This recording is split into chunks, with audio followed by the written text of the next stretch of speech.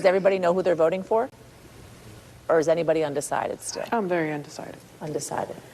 Right now, inflation. So I'm monitoring who's talking the most about inflation. Re-entry.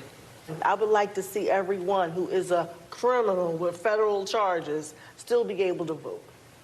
If we can have a criminal for president, we need to allow some voting rights back that were taken illegally in the first place. How hard has inflation hit you? It hit me hard. It's hitting me hard. Who do you blame for it? I blame the federal government at this point. If a working class mom who works as a paralegal cannot buy a $2 bell pepper because it's now $5, imagine a mother living on food stamps. Imagine a mother who's making minimum wage trying to feed children. They're killing us without killing us. If you understand that. They're killing us without telling us they're killing us. They're hurting people in ways that they can't help themselves. It's either feed my child or how about feed my children and I don't, but I have to go work. Who feels as if black voters are taken for granted, i.e. they make you promises and they don't deliver? What do you care about most right now? What are they going to do for my people that lives in the communities where I am from?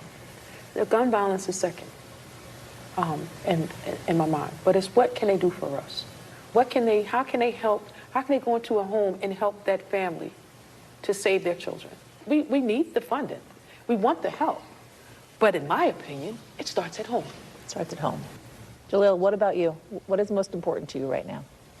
Economics, education, reentry, reform. Reentry to the criminal justice system. Exactly. We need to save ourselves. That's right. If we're looking for somebody to save us, it's not going to happen. If you look at Philadelphia and you took the most impoverished areas in Philadelphia and then you took the crime rate where the most crime is happening in Philadelphia and you laid it right there, it would almost match up perfectly. So if you're seeing that much of a correlation between poverty and crime, you have to address that on some level. If we invest in our schools, invest in our youth, we will see some changes there. The way I would articulate it is quality of life issues. How we live our everyday lives, right? So if that's jobs, if that's housing, if that's gun violence, if that's education, like everything that makes our lives good, that's what I vote for in mind. Who votes with guns in mind on a federal level? When you cast your ballot at a presidential election for senators, for members of Congress? Now, when you say guns in mind, gun control, issues surrounding guns, background checks, all of you do. Yes. I mean, that's us voting with us in mind. Yeah. You understand? Like, when you say that, like, this You're is talking about your family. You're not Yes. like, when you ask me, am I voting with guns in mind? That means I'm voting with me in mind, because I could very much be a victim of gun violence. You got to keep talking about it, keep talking about it. You have to consistently let people know this is not normal. It doesn't seem like people are angry enough to say no more, no more. And we're going to keep talking about it. I checked in with these voters after the attempted assassination of the former president this past week, and they told me while it has not changed their positions on who they're going to vote for, they're still undecided.